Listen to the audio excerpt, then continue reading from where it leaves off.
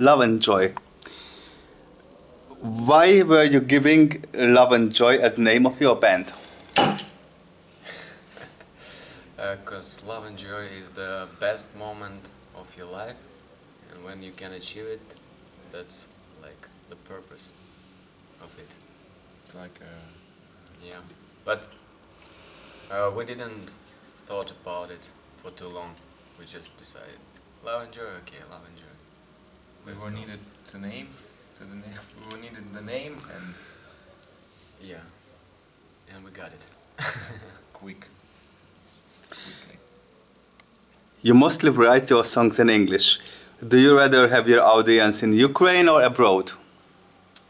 We have both abroad in Europe because we are touring a lot in Europe, and also playing in Ukraine, and have audience there that enjoys our music.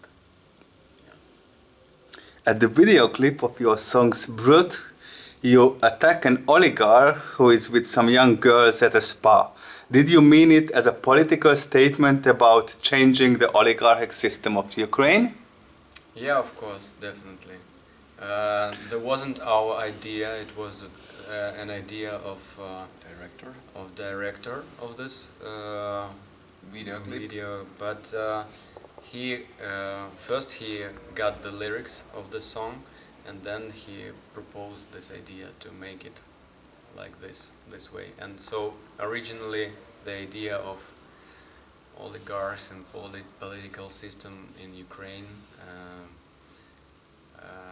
it was in the song, yeah, and some other songs of Love and Joy as well.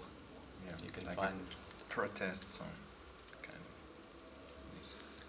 Two members are from Krim, one from Kremenchuk, one from Ternopil. How you found together in Kiev? How you got together? Everybody, three of us, went to Kiev to study there, and there we just started playing music, jamming, and I was playing with other guys in Love and Joy, but then Serge joined us, and Andrew, our bass player, is not here. First of all, we were friends. Yeah, first of all we were friends, and then We we were just- hanging together all the time, spent a lot of time together, yeah. And I'm with Anton, we're from the same city, Yalta, from Crimea. We finished the same school. Yeah, so we know Long each other story. for a very long time. Yeah. And it was like our hobby to play music, and then it switched to a different level.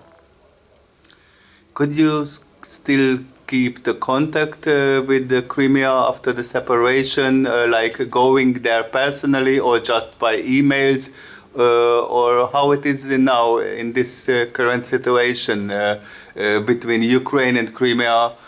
Right now it's a very difficult situation because there is a front line on the south of Ukraine. We can't go there anyhow, but our parents live there and we are connecting by internet. But I would say it's to change the word separation on occupation, definitely. Yeah. During the last 1.5, 2 years, it wasn't really possible to make live events. How have you spent this time? In the studio, or the time just was flying away? You mean Corona time? Yes? Wow. Yeah, we It's, spent we were like doing our own stuff that is not connected with music, fixing our other problems in life. But also we played some secret gigs in Kiev and played on like live streams. And last summer, when it was still COVID, we went to COVID tour. COVID tour here Through in Europe. Germany. Yeah. It was on some festivals. It was possible because on open air you can play. Yeah. wasn't the highest level of COVID period. That's why probably we did it. We managed it. Was this step by Russia attacking Ukraine, and now I mean this current war in this year, predictable, or it happened suddenly? How you see, especially as people also from the Crimea or from other parts of For, Ukraine? It was in the air, definitely. Yeah, like we were like waiting till something, but we definitely didn't know. didn't expect didn't this expect kind of escalation, like of real this war. full-scale war invention. Not, not the real war. I mean, the war started 8 years ago. Actually, yeah, it's true. But we didn't expect that it's gonna be like from all the Full scale. Yeah, full Yeah. scale. Yeah, it was. it it was definitely unexpected. And for us, we knew that something gonna happen because we already lost our homeland, Crimea, and all this time, for all these years, they were making it like a military base for this purpose that we are now can see. And lots of territories was like kept for the military and Hardware. like moving the forces there. So Yeah. Now when we it was quite predictable, but for me personally, I was like very focused on making our album at that time, and I just missed a lot of information that it's gonna happen like very soon. Yeah, and how else did we spend our time? Like it was a previous question. We recorded a new album actually. Yeah. Also. Just forgot yeah, we about finished our new album Just forgot about it. 3 days before the war started. Yeah. So and last 3 months before this war, I was spending just in our studio without no windows, no 24 information, just 24/7. Yeah. Anton was there. Like, That's why for me it was kind of unexpected. his attention was paid not about the politic or something like geographic. Yeah, definitely, literally about the music, tunes, etc. How could you leave the country as men between 18 and 60? Is there a special exception regulation for performing artists? Because as I know, the main rule is that men between 18 and 60 yes, that's can't leave the country, or just in such very special cases. Yeah. Yes, I'm that's- 17, so it's okay. No problems. We have permission from our Ministry of Culture, so we send them a document that we have a contract with German Booker, that we're gonna make the charity tour. With this tour, we're gonna raise money from all the money we get from concert, from merchandising and donations. We buy humanitarian stuff, first aid kits, cars for our friends, and people from our community are also just musicians who are defending the city, who are on the front line. They need our volunteer help. Like right now in Ukraine, there are really strong volunteer movement, and yes, and we in some point we also joined it with our fund Musicians Defend Ukraine, and that's what we wrote to our ministry, and they replied us with positive answer. So they gave us permission for first months of touring. Then we had some new dates, and they also replied us so we can postpone it for 1 more month. That's how it works. Extend it for 1 more month. And right now we also many musicians asked us how we did all this process. So we share it publicly with all that we know, and some of our friends also are touring right now or planning to go for a tour. It's all gonna be charity for For purpose for our militaries and volunteers. Yeah, it's You make currently a special campaign tour called Musicians Defend Ukraine.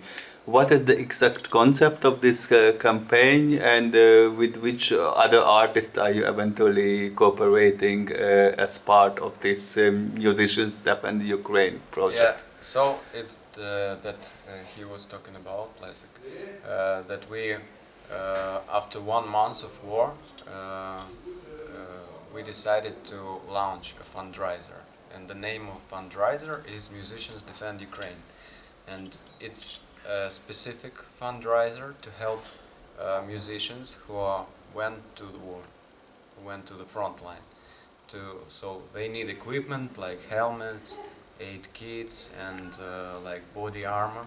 And we are trying to find money for this, to buy this stuff and to send it to them. Yeah, and lots of different equipment. So it was just an idea that Leszek and Anya proposed to make it, and then our friends joined from Counterpass Promotion, the guys who are organizing shows in Ukraine, and it's a kind of community that we know each other and can trust each other, and also everybody knows lots of musicians who are on war right now, and we are trying to support them and help as much as we can. Yeah, and also famous bands like Daha Bracha and many Ukrainian bands from their digital sell-ins or from their performances abroad, they send also money to our fund, so we can help our government to keep buying some stuff that it's getting broken really fast on the war. If you have a car, for example, or so different equipment, it can be really fastly damaged because of Russian rocket attacks. So that's why also our army raised from 100,000 people to 700,000 or 800,000 right now. Yeah. So there is no money in the country right now to get get equipment for everybody, and especially if it's wearing out really fast. So that's why the community of fundraising and volunteering is really big right now, and it helps a lot. Also, I would like to say that during our tour we met a lot of our friends who are living here or in Europe, I mean, and musicians, and we played with some bands who, for example, instead of take money for the show, they joined to our movement and gave their money also for our fundraiser. Yeah, we had and can easily feel super powerful support from all the bands which we meeting during the tour, all the people who are buying our merch, and they totally understand all the situation and supporting, helping us, and it's a super nice feeling. Yeah, that we can actually help all together to. Yeah, and the main thanks is to Sherwood Booking who arranged this tour and make it real for us. Yeah. Robin, our booking agent, Robin Sherwood Heller. Booking, it was his idea to make this tour, and then we combined like two ideas with a fundraiser and this tour, and made it Musicians Defend Ukraine tour. How is the current situation at your cities now, where you are living or where you have lived?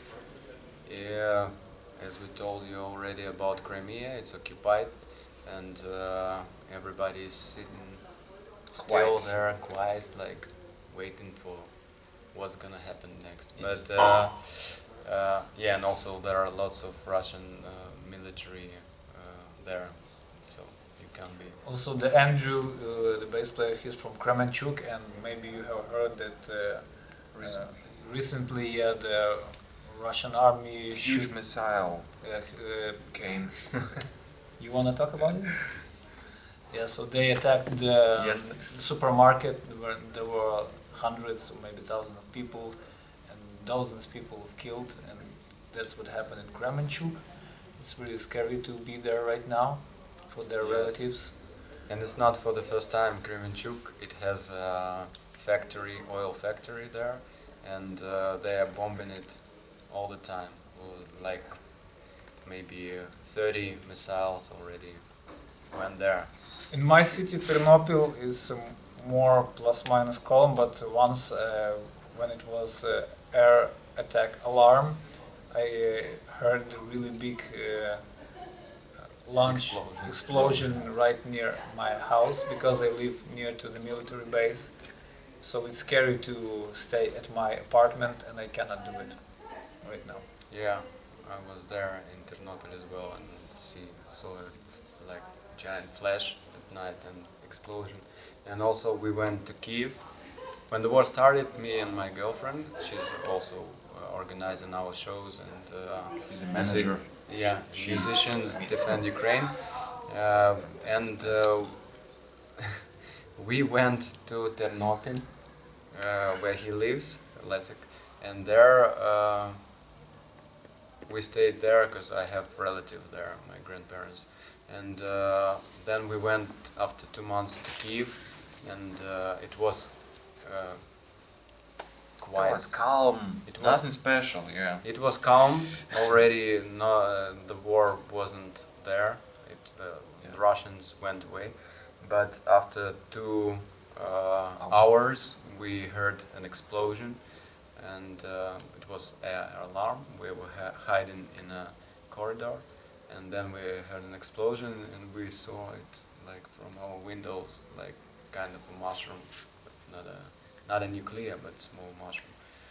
Yeah, so it's not safe anywhere in Ukraine. Yeah, there is no safe and calm city because missile can come at any minute, so it's always unexpected. What are your plans for the future?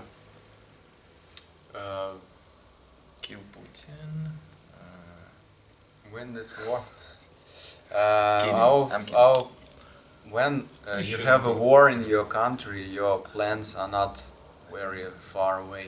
So you have to first survive and then be as productive as you can be and do whatever you can to like stay in life and help other people too.